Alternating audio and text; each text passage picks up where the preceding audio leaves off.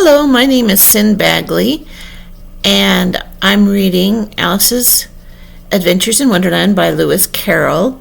This book is found in Project Gutenberg. I'm at Chapter 8, The Queen's Croquet Ground. A large rose tree stood near the entrance of the garden. The roses growing on it were white, but there were 3 gardeners at it, busily painting them red. Alice thought this was a very curious thing, and she went near to watch them. And just as she came up to them, she heard one of them say, "Look out now, 5. Don't go splashing paint over me like that." "I couldn't help it," said 5 in a sulky tone. 7 jogged my elbow, on which 7 looked up and said, "That's right, 5, always laying the blame on others." "You'd better not talk," said 5. "I heard the Queen say only yesterday you deserved to be beheaded." "What for?" said the one who had spoken first. "That's none of your business, 2, said 7. "Yes, it is his business," said 5, "and I'll tell him it was for bringing the cook tulip roots instead of onions." 7 flung down his brush and had just begun, "Well, of all the unjust things," when his eye chanced to fall upon Alice as she stood watching them, and he checked himself suddenly. The others looked around also, and all of them bowed low. "Would you tell me," said Alice a little timidly, "why you are painting those roses?" 5 and 7 said nothing, but looked at 2. 2 began in a low voice. "Why, the fact is, you see, miss, this here ought to have been a red rose tree, and we put a white one in by mistake. And if the Queen was to find out, we should all have our heads cut off, you know. So you see, miss, we're doing our best before she comes to." At this moment, 5, who had been anxiously looking across the garden, called out, "The Queen! The Queen!" And the 3 gardeners instantly threw themselves flat upon their faces. There was a sound of many footsteps, and Alice looked round, eager to see the Queen. First came 10 soldiers carrying clubs. These were all shaped like the 3 gardeners, oblong and flat, with their hands and feet at the corners. Next to the 2 courtiers, these were ornamented all over with diamonds and walked 2 and 2, as the soldiers did. After these came the royal children. There were 10 of them, and the little dears came jumping merrily along hand in hand in couples. They were all ornamented with hearts. Next came the guests, mostly kings and queens, and among them Alice recognized the white rabbit. It was talking in a hurried, nervous manner, smiling at everything that was said, and went by without noticing her. Then followed the knave of hearts, carrying the king's crown on a crimson velvet cushion, and last of all in this grand procession came the king and the queen of hearts.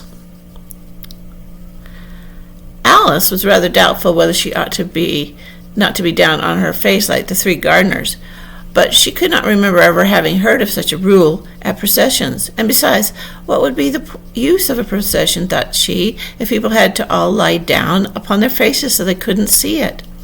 So she stood still where she was and waited. When the procession came opposite to Alice, Alice stopped and looked at her, and the Queen said severely, "Who is this?" She said it to the knave of hearts, who only bowed and smiled in reply. "Idiots," said the Queen, tossing her head impatiently and turning to Alice. "What's your name, child?" "My name is Alice, so please your Majesty," said Alice very politely, but she added to herself, "Why, they're only a pack of cards, after all. I needn't be afraid of them."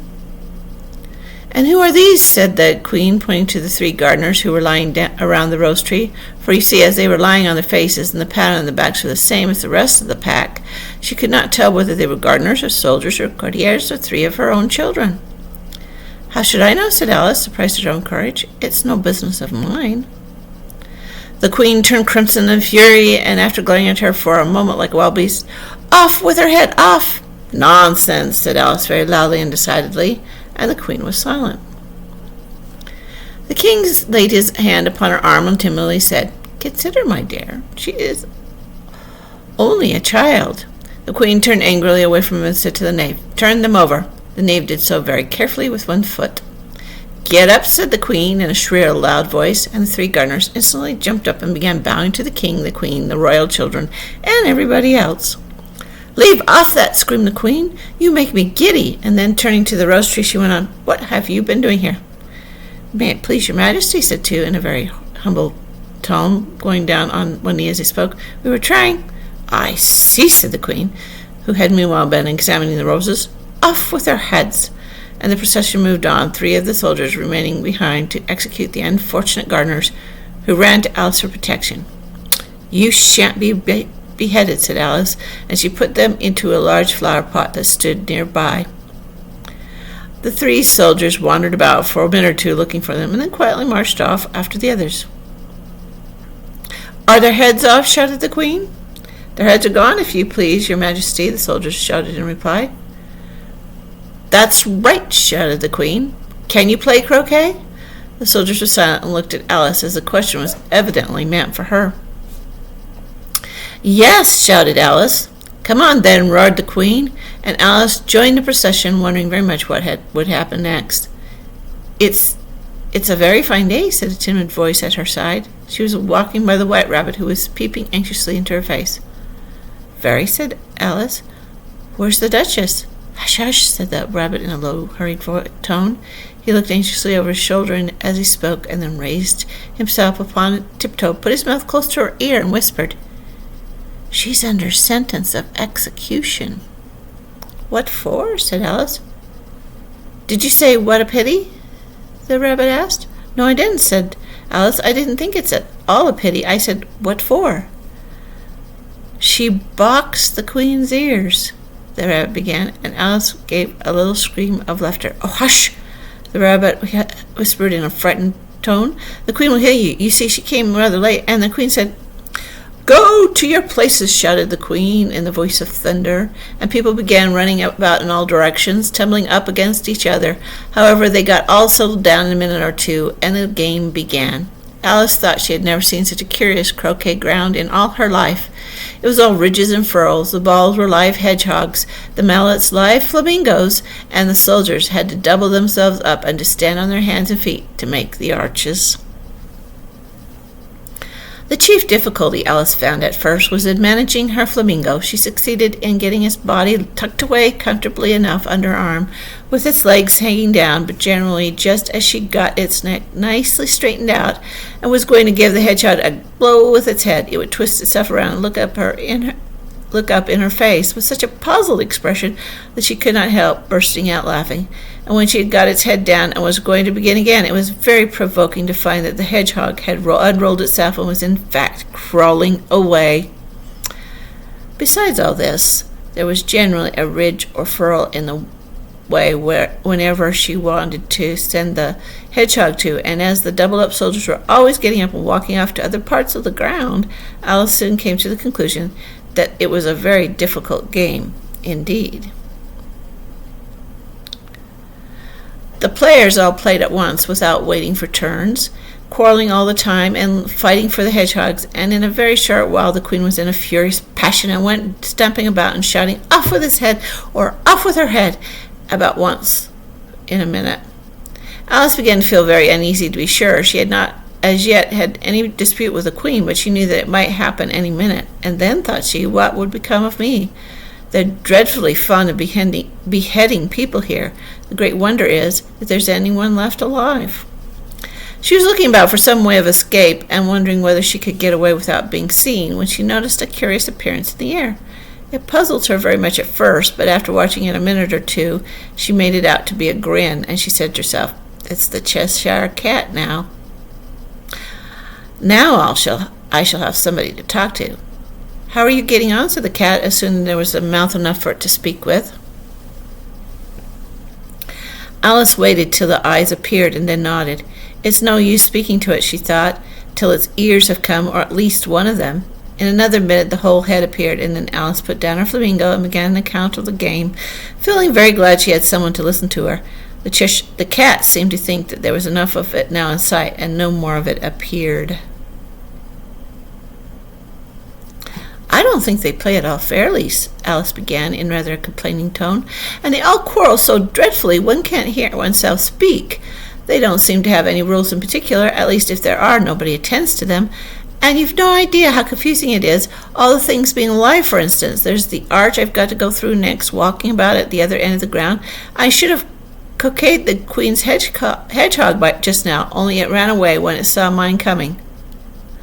"How do you like the Queen?" said the cat in a low voice. "Not at all," said Alice. "She's so extremely But then she noticed that the queen was close behind her, listening, so she went on, likely to win, that it's hardly worth finishing the game. The queen smiled and passed on. "Who are you talking to?" said the king, going up to Alice and looking at the cat's head with great curiosity. "It's a friend of mine, a Cheshire cat," said Alice. "Allow me to introduce it."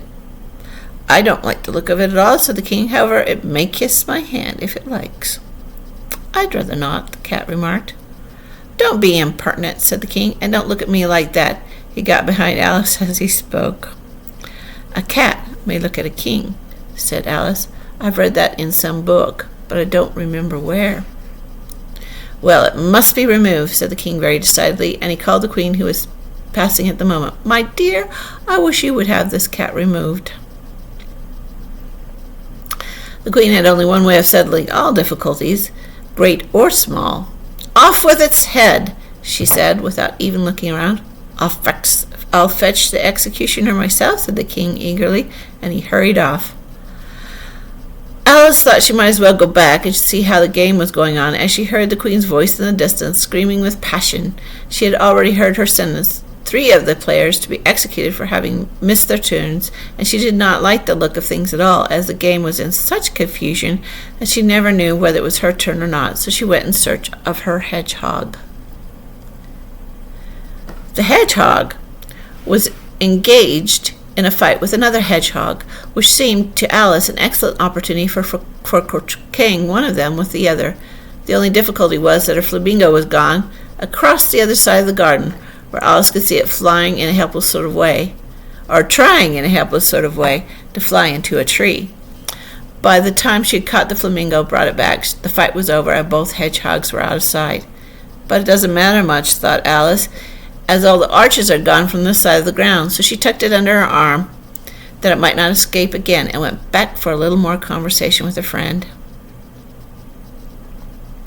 When she got back to the Cheshire Cat, she was surprised to find quite a large crowd collected around it. There was a dispute going on between the executioner, the king, and the queen, who were all talking at once, while all the rest were quite silent and looked very uncomfortable. The moment Alice appeared, she was appealed to by all 3 to settle the question, and they repeated the arguments to her, though as they all spoke at once, she found it very hard indeed to make out exactly what they said. The executioner's argument was that you couldn't cut off a head unless there was a body to cut it off from.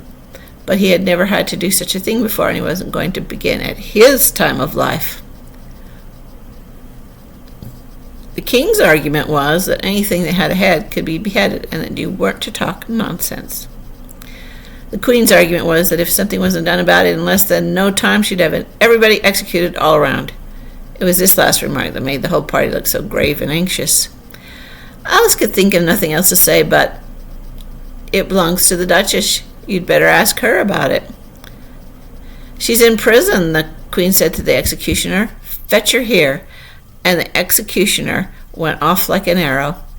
The cat's head began to fading away the moment he was gone, and by the time he had come back with the Duchess, it had entirely disappeared. So the king and the executioner ran wildly up and down looking for it, while the rest of the party went back to the game. And that is the end of chapter 8.